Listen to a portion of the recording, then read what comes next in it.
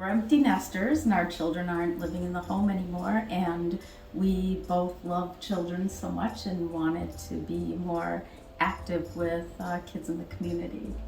Well, I actually have thought about it for a few years, and then I was at another charity event and there were other women about my age that were doing it, and I thought I could do that, and I reached out and lo and behold, we matched. Well, I really wanted to learn more about the area. I moved here and I felt a little disconnected from the community, and so I figured by having a little, I'd have someone to do events with, activities with, and it'll help me learn more about the Green Bay area. And also I think mentorship is very important. I know it's one of the biggest interventions for youth who are high risk, so it's something that's important to me also. The reason I became a big is, one, it was an organization I kind of had known about when I was in college, and it does have some national notoriety. Like if I'm going to volunteer, I kind of want to know that people know about it, and I know that there's enough resources. And I also, the main thing is I enjoy being around kids, coaching, being an older brother, just seeing my siblings, and being a bigger cousin. You kind of enjoy being around kids. But ultimately, I wanted that structure in there that was outside of the playing field of a basketball game or football game. So at one point I was like, okay, I know I'm going to be living in Green Bay longer than I anticipated, and definitely have grown more roots here. So I was like, I want to impact this community in a different way than just going to work 9 to 5 and coming home and doing nothing. So that was when I was like, okay, I'm at a point in my life, Big Brothers Big Sisters is a time for me that I can commit to, and I'm super happy I did it. I think the thing I like about it the most is having the opportunity to be with kids again. I really enjoyed being a dad of young kids, and so this is a nice opportunity to continue to live with that experience a little bit. And it's really fun to share that with Susan and be able to have that in common as part of our life together. I like connecting with Kenzie. She's a nice young lady, and it gives me something to look forward to all the time, and she's taught me all kinds of things that 14-year-olds like that I forgot that 14-year-olds like. I like TikTok. My favorite thing about being a big sister is that I get to do activities that I've outgrown, but if you have a little to do it with you, it's less weird. And so things just like eating ice cream and things that I tell myself I shouldn't do anymore, and then obviously different kind of physical activity and things are community events. So that's been really nice. Right away when I was hanging out with Cameron, we would go and check out things that I just thought every kid would have seen. One being was going just downtown on the city deck. I thought every kid had gone down there, or being at Lambeau Field, things that you just kind of take for granted. So that's one, just checking out the city and showing him new things, and just honestly just hanging out and seeing his perspective on what's going on in life, what's going on at school, any of the news he sees, and just kind of seeing it through their eyes is cool. And then also just having an excuse to go out and be I'm gonna go out on a random Thursday or Wednesday when it's snowing out, and you can actually go do something instead of just being stuck at home. So it's just basically just the adventure and showing, learning from each other, but ultimately showing him around the city.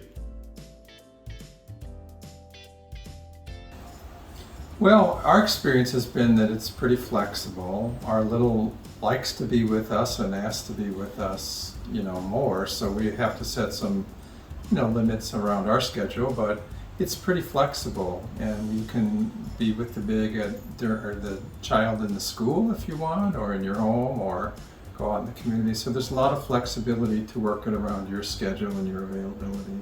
And she's so happy to do anything with us. So yesterday I had to pick up cat food, and so we went to the pet store, and then we took time to look at all the animals in the pet store. And so it doesn't have to be a huge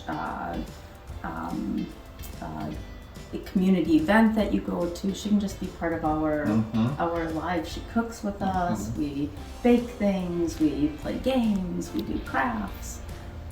So she's just part of our family now. They do usually gang up on me when we play games. It's 2 against 1 most of the time. Yeah, you can ask her who loses. Yeah. I think the one thing that I learned through the process of going through this is that you don't have to be an expert at anything. You just need to be available to them and kind of be a friend. You don't right? You know, you're not expected to be their parent or their counselor or their whatever. It's, you know, it's just be there for them. So it's actually easier than I thought it might be. My advice would be to be open and have fun. I think kids in general are just happy to have someone who wants to spend time with them and want to be around them. And so it's really not as overwhelming as people think to be a big, and it's really enjoyable, and you get to set parameters and set, you know, you have a say of what activities you want to do, and it's voluntary. So I just think it's just have fun, be open, and not hang on to the fear. There's a lot of anxiety when you're thinking about becoming a big, and it's actually not as overwhelming typically, and generally it's not as overwhelming. I think my biggest reservation was just the time commitment, and like there's going to be all these parameters, and like you have to do this and like this. It's very, very relaxed. All the specialists are really easy to work with, and I think it's just the time commitment. It's not like every other day, every other weekend, like once a week. Absolutely, it doesn't have to be that. It's really like what fits your schedule. So just like the main thing is like, okay, do you have time for it? Can you carve out some time where you're not going to be honestly over leveraging yourself? And if there's certain days of the week that works better, stick with that and like try to always prioritize that as the day of the week I'm going to do that. And then just stick to a routine, kind of always anticipate like the next event you're going to do, or just talk about other things you want to do. And it's just like an ongoing, like, I don't know, something you're just constantly planning for. Just always be prepared for the time commitment. One of the things that's been fun is our children are older and out of the home, and they take to this. They ask about our little. Several of them have met our little, and it's kind of been a nice way to extend our family circle a little bit, which has been fun. And she teaches us so much. It keeps us young. I think it's another, you know, good connection with another person, and I've learned a lot from her already. I benefit a lot from being a big. I feel like I've learned a lot from my little. Just watching her grow and her journey has just made me reflect about some things in me and my qualities, just wanting to be better for her, to be a better role model for her. And so it's just reinforced a lot of values and just made me more conscious of the decisions I'm making. I think it just like breaks you out of your shell a little bit. Like instead of the normal routine that you're doing, you know, week in and week out, there's something to look forward to each week, every other week, whatever the time commitment is. Trying to challenge yourself to push the boundaries on maybe, I mean, Cameron and I specifically like video games, football, watching football, anything around that. So in the winter time, it's like very easy to just be like homebodies and not do stuff. So we're always trying to find new events. Definitely test your patience and like the way you go about communicating things, maybe not as bluntly, or sometimes you have to be really honest with them. But I think it's just like an overall, like how you just communicate to someone that's like younger than you, you know, like they need, you know, just be more cognizant of like how you're actually talking to someone, because sometimes it maybe doesn't come off a certain way, but like talking to them in okay, I really need to think through this because I need to drive this point home. So just like, it's just a constant challenge to push yourself to be a better communicator and like be more empathetic.